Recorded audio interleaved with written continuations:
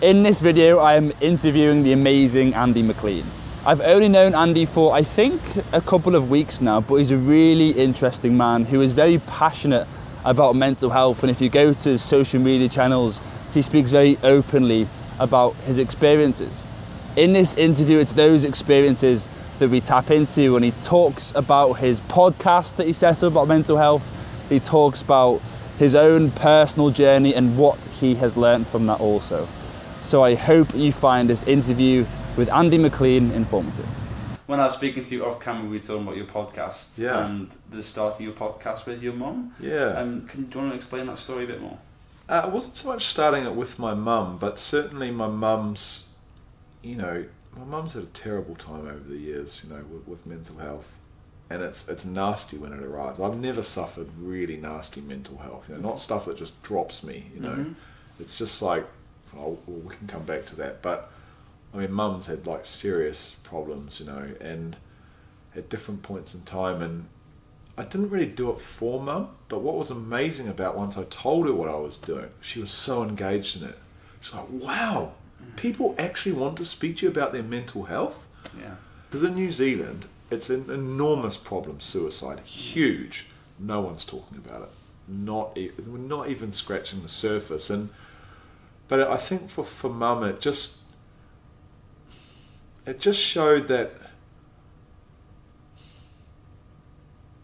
I don't know what it showed for. There's people out there going through something similar, but the question I want to ask you next is what you think the value is in speaking to people about it. Well, I think for someone like you, for instance, because basically you're doing the same thing as I did a year ago, you learn, The amount I learned about mental health by speaking to people in the space of, whether I do 7 episodes, and there was 1 or 2 other things, but when you speak and when you put it out into the world and then pay attention to it, you actually start to attract a really interesting group of people. I think that podcast got like 1,200 listens or something. I think the thing is, it gives people permission, doesn't it?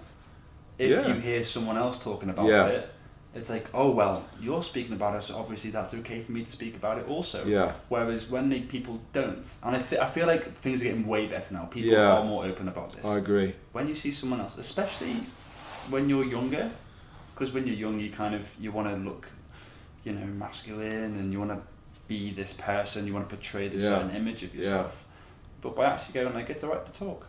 Yeah. And talking about your feelings doesn't make you weak. It's so important, like I look at how we've handled my mum's depression and our family, and I don't think we've handled it well at all. We've basically outsourced it to the medical professionals. Not all the time.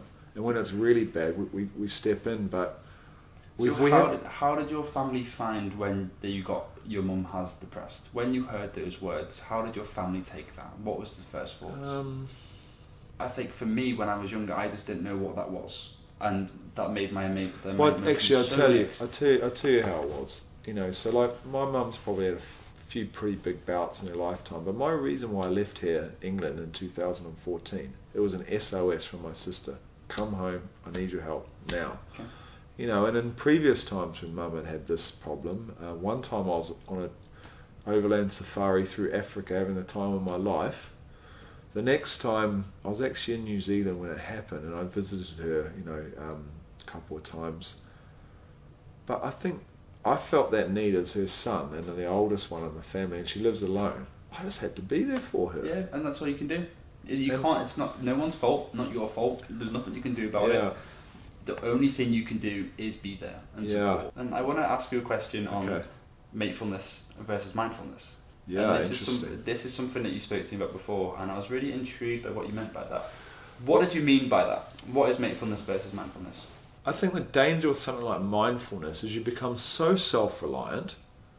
I think that in itself is an issue. It's all trying to channel it within yourself, isn't it? I feel like the key thing to mindfulness, there's 2 main things really.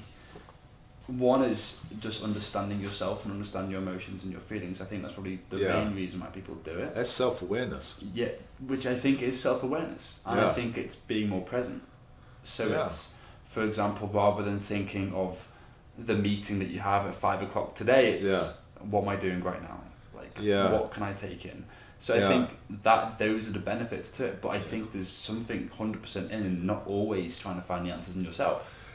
And also you can be mindful in a group. So if you're on a river, for instance, and like we do, once a month with a little paddle, you're still in your own zone, but you're connected to people. Mm-hmm. So if you're in a kayak or a stand-up paddle, because you're in the moment, that's true. Yeah, you can dip in and dip out. I think the thing is also we can get, especially living in London, and I know everyone watching this isn't from London, but we get so caught up in work and progressing and being better, and it's almost like for me, especially when I was younger and getting into the working world, I was like, what can I do every single day to be the best version of myself? I need to work, I need to do this, I need to do that, and you just don't take time for yourself, full stop. So then someone thinks, oh well, I haven't got time to go paddling on a weekend, I've got all these responsibilities. When actually I think the most important thing with this, it could be canoeing, paddling, whatever, it could be anything. Yeah. It's just having a sacred time in your week, an afternoon or a day or whatever, when you do what you want to do. It's actually your time. Have you read The Artist's Way? I haven't. Yeah, it's on my to-do list at the moment, books-wise. I haven't got many that I want to read. That's one of them. I'll probably read it on my holiday coming up. But they say that. I mean, there's the whole thing about writing a stream of consciousness in the morning. But they say 2 hours a week, block it out for you, whatever it is that you want, do it. The last question, this is the very last question, and I ask everyone this before I wrap up. It's, if there's someone who's watching this, going through a challenging time at the moment, what would you say to them? What I've found over the years is that people come and go, right? I meet a lot of people, Tom. Mm-hmm. It's just my personality. What I've found over the last couple of years is that my old friends, so from New Zealand, so the New Zealanders that live here are incredibly special because they don't judge you see. And you can rely on them, not to solve your problems, but you can be honest with them. And I think that's what you need to do. Find the people you can be honest with, and they won't dismiss you, you won't feel bad. Like my mate Nick, for instance, he's not an expert in health, but he always asks me about it. How's your mental health? I trust him, he trusts me.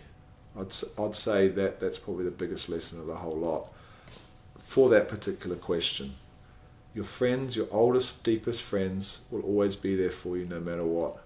Go speak to them. Go speak to them. Andy, I really appreciate it. Thank you so much for your time. And that was my interview with Andy Mclean. I noticed there's a fly somewhere. Let me start again. I hope you enjoyed my conversation with Andy Mclean, and we literally sat down for over an hour, so if you want to see the full video then let me know, and I'll do my best to edit that for you. But my next interview is with the incredible Emily Long. And I met Emily at the Groundwork Youth Summit, I think back in August now, and she spoke very passionately about her mental health story, and I knew straight away that I wanted to interview her. So we made it happen, and that video should be out, I think, within the next week or so. But in the meantime, please like, comment and subscribe, and I'll see you at the next interview.